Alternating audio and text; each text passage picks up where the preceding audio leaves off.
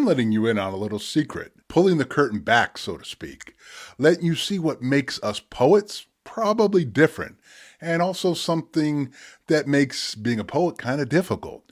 It's having an incredibly critical eye when it comes to looking at ourselves. We are tougher on us than probably anybody else is. And when others are critical too, it's real easy to feel like our heads are being held underwater and there's no end in sight. This first poem's a hard look at my best known topic, me. I call this poem, Why Me? Why'd they hire me? What's the motive behind agreeing to the date? Their behavior, what's the ulterior motive? These questions have been a constant in my life, and if you're like me, big and ugly, then they'll also expect you to be stupid, like they do of me. Conventional wisdom believes there's a trio, big, dumb, and ugly. Two of those three are kind of non-negotiable, and I'm always amused that the stupidity is just assumed. I mean, wouldn't God be kinder than to always pack those three things together? I think so, but then again, I'm dumb. I hope that poem pulls the curtain back for you a little bit, gives you kind of look at an element that I see and kind of feel. And it's nothing new, and it's probably more than half a century of time. So it certainly is there and has been for a long time. I've noticed that it's a regular and repeated part of my life. And, I share that poem because I guess that's how people view me. Honestly, it wasn't always that case, but I've grown to laugh at, how quick and confident people are that they know you and they know all sides to you. And sometimes it happens in just a couple of moments of meeting you. I mean, do you think I'm so unaware and so out of tune that in a couple of minutes I can't paint for you a picture that's dictating me and my desires and the way I want you to see it?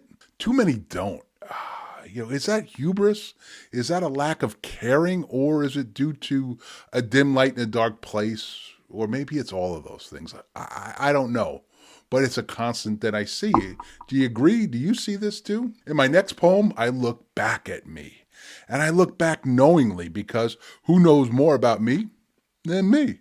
I'm the expert. I dive into where I was, and I'm none too proud of my past, but I can say that it's not who I am today. And here's the thing.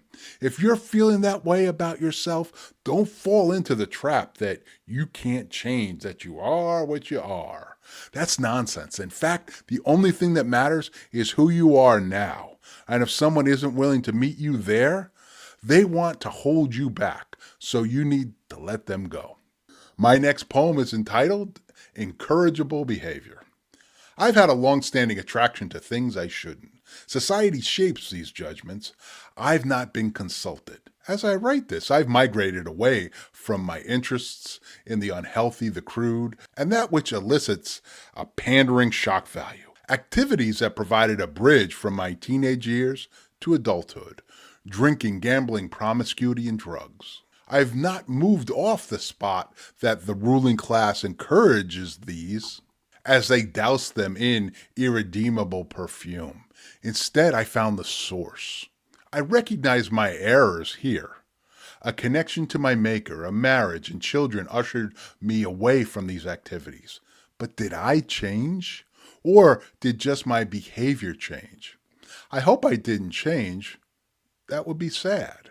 These two poems look at sides of me, and that's such an important concept, that we are all multi-sided human beings, and while we're inclined to do it, it's wrong to flatten each other. And social media and a mindset that's pervasive on it is all about flattening each other to do harm.